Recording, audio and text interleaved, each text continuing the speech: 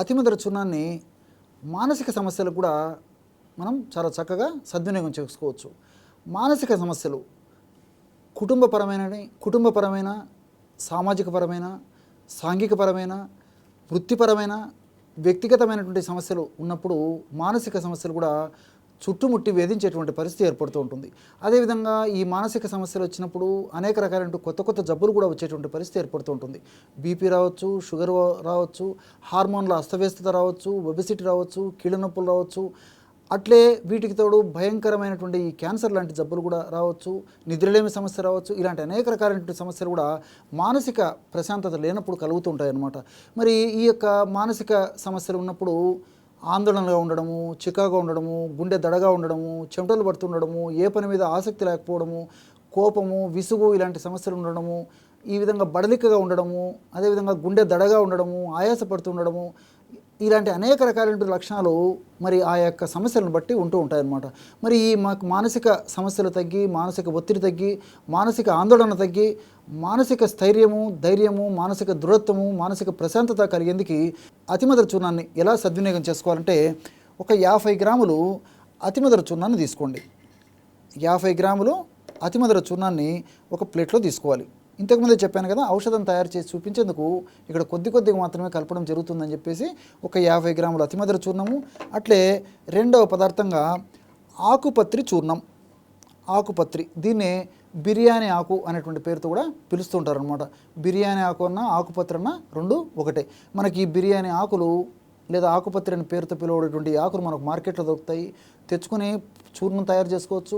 లేకపోతే ప్రామాణిక కంపెనీ వాళ్ళు తయారు చేసినటువంటి చూర్ణం కూడా మనకు దొరుకుతుంది. కాబట్టి ఆ చూర్ణాన్ని తెచ్చుకొని వాడుకున్నా సరిపోతుంది అనమాట. ఈ యొక్క చూర్ణాన్ని ఒక 50 గ్రాములు తీసుకోండి. కాబట్టి 50 గ్రాములు అతిమధుర చూర్ణము, 50 గ్రాములు ఆకుపత్రి చూర్ణం.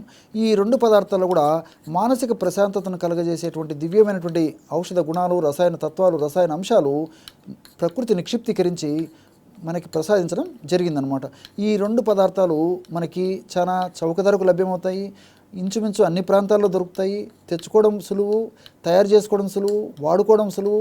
అదేవిధంగా ఫలితం కూడా చాలా సులువుగా ఈ మానసిక ప్రశాంతత కలిగేందుకు మనకు ఫలితం కూడా వస్తుందన్నమాట చాలా సులువుగా. చూడండి, బ్రహ్మాండమైనటువంటి ఔషధం రెడీ అయిపోయింది.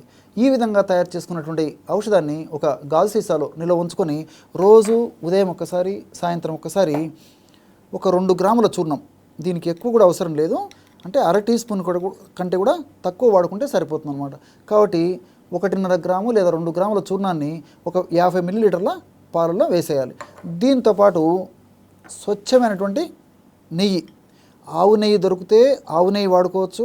ఆవు నెయ్యి దొరకనటువంటి పక్షంలో గేదె నెయ్యి అయినా వాడుకోవచ్చు అనమాట. అర టీ స్పూను స్వచ్ఛమైనటువంటి నెయ్యి కలిపేసేయాలి. 50 మిల్లీలీటర్ల పాలు తీసుకోవాలి, గోరువెచ్చని పాలు. ఇందులో 1.5 నుంచి 2 గ్రాముల వరకు మనం తయారు చేసి పెట్టుకున్నటువంటి చూర్ణము, అదేవిధంగా అర టీ స్పూను స్వచ్ఛమైనటువంటి నెయ్యి కలపడం వల్ల బ్రహ్మాండమైనటువంటి మానసిక సమస్యలకి, మానసిక ఒత్తిడిని తగ్గించేటువంటి బ్రహ్మాండమైనటువంటి ఔషధం రెడీ అయిపోతుంది. ఈ విధంగా తయారు చేసుకున్నటువంటి పానీయాన్ని ఒక్క ప్రమాణంగా సేవించాలి. ఇదే పద్ధతిలో అంటే ఉదయం పూట ఆహారానికి ఒక అరగంట ముందు ఈ విధంగా సేవిస్తే సరిపోతుంది. రాత్రి పడుకునేటప్పుడు కూడా ఈ యొక్క పద్ధతిలో రోజు ఉదయం ఒక్కసారి, రాత్రి ఒక్కసారి సేవించాలన్నమాట. ఈ విధంగా క్రమం తప్పకుండా రోజు 2 సార్లు ఈ యొక్క ఔషధాన్ని వాడుకోవడం వల్ల చాలా సమర్థవంతమైనటువంటి ఫలితాలు, శీఘ్రంగా సత్వరమే కలిగేందుకు అవకాశం ఉండడమే కాకుండా చక్కటి నిద్ర వారి యొక్క సొంతం అవుతుంది. అదేవిధంగా ఈ యొక్క సమస్యలు మరలా తిరగబెట్టకుండా, పునరావృతం కాకుండా కూడా దీర్ఘకాలికంగా ఇందులో ఉన్నటువంటి ఔషధ గుణాలు, రసాయన తత్వాలు దేహంలో ఉంటూ సదా కాపాడుతూ, సదా రక్షిస్తూ ఉంటాయి.